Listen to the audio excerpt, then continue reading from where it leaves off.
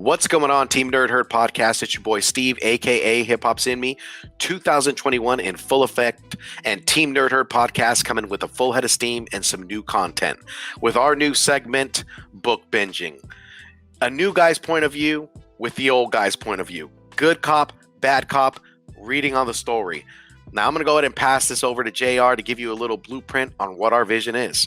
JR, take it away. So, like you said, we both got different point of views. I've got the old grouchy point of view, been there, done that, don't need to do that shit again. He's grouchy, guys. Yeah, I'm Oscar. What do you expect? You've got the new guy going, oh, this is all cute. Let me look at the flowers. I want it all, if you watch Walking Dead, looking at the flowers is not a good thing.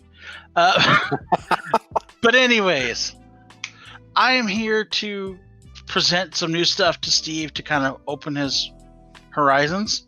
And Steve is here to try to send some stuff to me that maybe I may not look at. We're going down the rabbit hole, y'all. Down the rabbit hole. So it's a mutual thing. We'll go back and forth, switching off books every week. Or whenever we do this. WWE Tag Team Champions, JR. So this is one of my picks. This is something that I suggested to Steve before. Based on the pedigree, I know Steve loves Stephen King. This is the son of Stephen King, Joe Hill, with his book, Basketful of Heads. Now, if you want to give a brief synopsis of what this book was about, Steve? Yeah, let's go ahead and get into this. So you got two main characters, but before we even dive into that, I want you to close your eyes. Picture 1983. You're probably hearing Cruel Summer in the background with your Cobra Kai t-shirt. It's Brody Island, Maine. It is a small town. And opening, you got June Branch, this voluptuous hot blonde. Oh my God. And you got Liam Ellsworth, who is a top flight rent-a-cop ticket grabber. Now, this story is grabbing you from the get-go. It's 7 issues, 7 great issues, all cliffhangers at the very end of each issue. So I got to tell you, in my opinion, getting into this, JR had recommended it to me. He knows I'm a horror guy. He knows I'm an indie guy, and he knows I love all those type of things. And he said, you're going to love this book. Right from the get-go, you're opening up to some real heinous stuff. I mean, you got convicts that are being let out in this small town of Brody Island, Maine, and the sheriff is trying to gather them up. You got Liam Ellsworth going back to the house of the sheriff to protect and serve. And these convicts at the very first issue leave you on a cliffhanger. They're in the house and they're ready to start a disaster. But you got June Branch, a resilient ass girl that is smart as they come and hot as they come. And she is full of piss and vinegar, chopping heads like Barry Bonds, y'all. Upper deck, home run. She's also the boyfriend or the girlfriend of Liam. But anyways, she ends up getting a nice little Norse axe, and that her and the axe are the stars of the show. Now, we won't go into whole detail about the whole story, but know this. If you think you know the answer of what's going to happen, you're probably wrong. Even my old ass was going like, oh yeah, I see what's going to happen. It's going to be this. Nope. Mm-mm. And then even when I thought, oh, okay, well, you got me there, but now I get it. Nope. Got me again.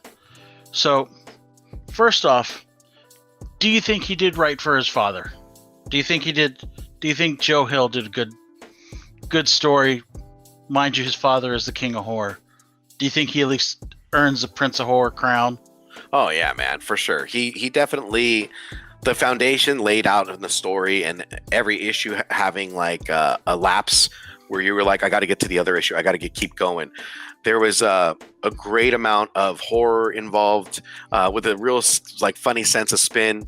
You know, like we won't go, like we said, JR said we won't go fully in, but you got these basketful of heads.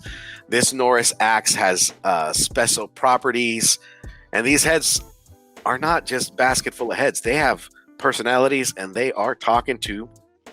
Well, we can let that one out. We can let that one out of the bag. That some reason somehow, when she lops off a head, they don't die. The head doesn't die, at least. So they continue to be part of the story as the story goes along. And down the rabbit hole June goes as she gets to know more and more and more and more of the story, down to the very nitty gritty. And like JR said, it leaves you where you were like, what's going to happen? I know who it is. I know what it. Yeah, I mean, even gets to the last page and you're like, oh, okay. Yeah. That's something I didn't see coming. Yeah. So, Joe Hill also did Lock and Key, which is another great horror story he did. He continued with that one. Do you think there will be more Basketful heads coming out of this, or something else down the road? One of the things that I find interesting, and I've heard being within the part of the community and kind of seeing certain things from the community, I've heard that this has been optioned for HBO Max, so there is a possibility that it could be a show.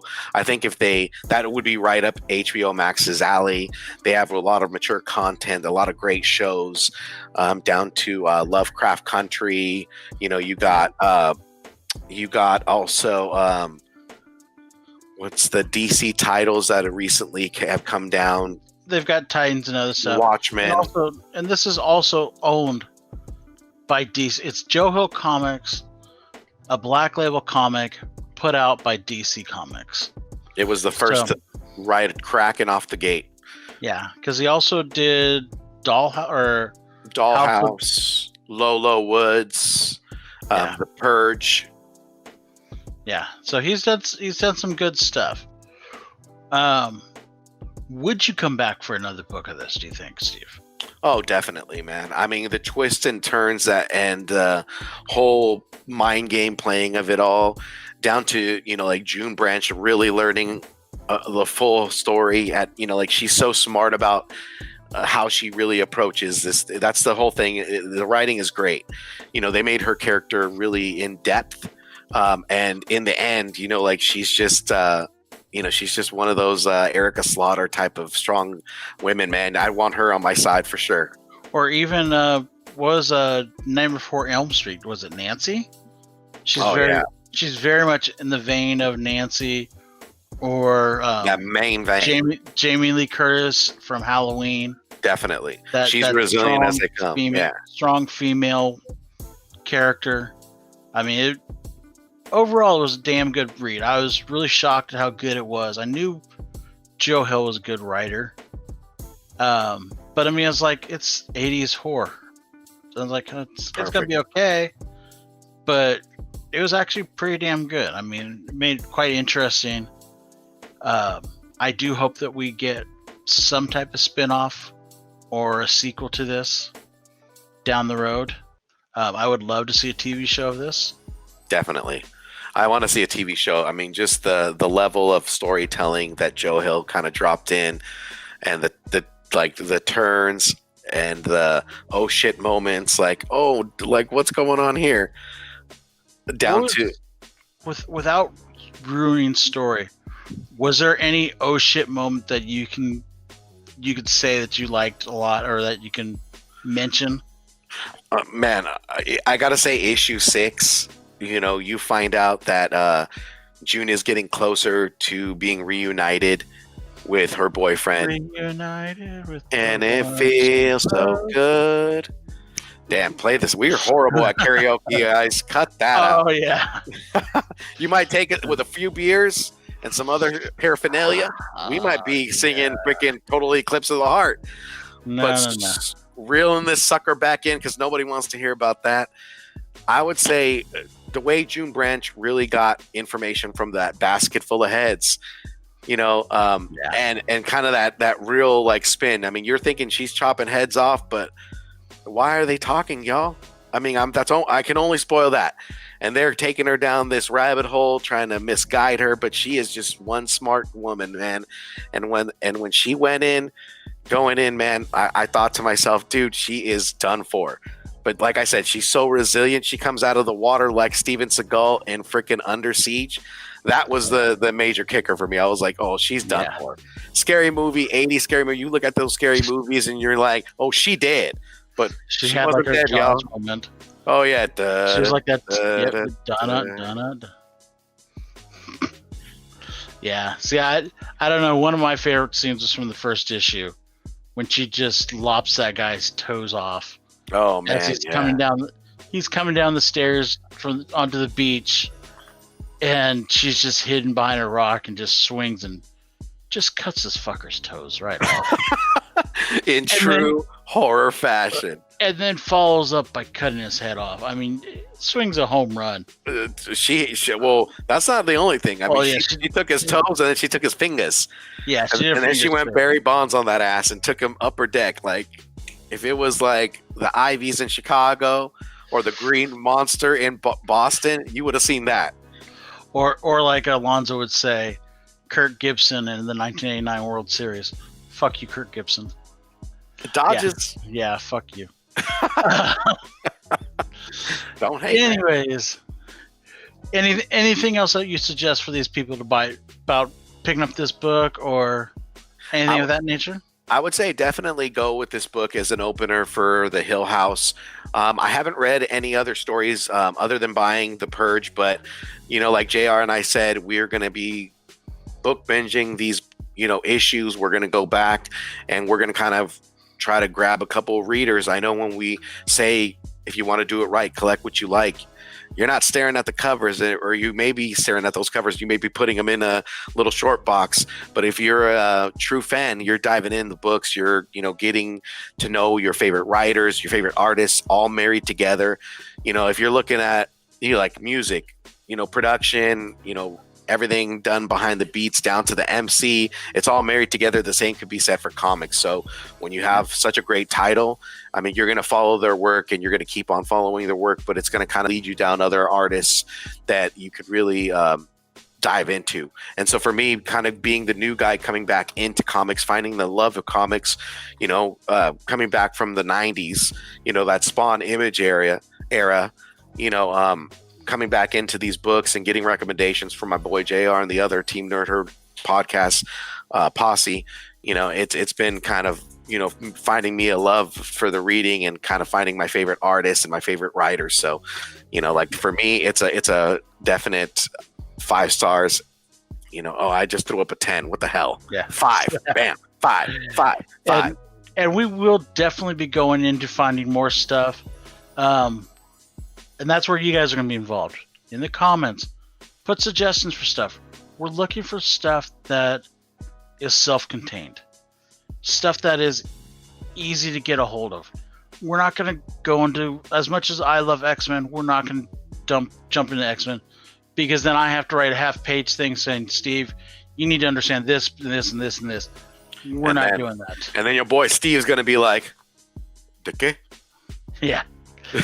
We're purposely looking to find stories that are self-contained, even if it's the first part of, like, maybe we'll do Lock and Key down the road. Oh, please, let's do Lock and Key. Sign me up, coach. We can do Lock and Key. We can do some other stuff where you can read the first part. You don't necessarily have to have any previous knowledge. We're going to probably do one superhero book, and that'll probably be the Daredevil Man Without Fear. Oh yeah, because it's an origin story. It's all there. It's easy to do. And it's your boy Frank Miller. Exactly. And it's my boy Daredevil at that. I guess so we're going to do some stuff like that, but we're going to pass it back and forth. Little puff puff give. Oh, definitely puff puff give. Who's so next? There's going to be some stuff that Steve's going to say, "Hey, we're going to do this." And I'm like, "Okay." Oh, yeah. And yeah. So I mean, don't just expect me to go, "Okay, here's every book," because it's not going to always be ones that I choose from. It's not always going to be ones that we both like. Yeah, we want to know what you're reading, what stories you're getting tied into, so that you can kind of recommend that to us. Each one. Don't hide it, divide it. That's what I say. Yeah. And if you have any suggestions, let us know. Put it in the comments, like, subscribe, all that normal shit. And instead of what Alonzo says, which is, if you want to do it right, watch what you like. And instead of the normal term, Team Nerd Herd, if you want to do it right, collect what you like. We're going to do, if you want to do it right, read what you like. Read it, write it, and love it. Peace.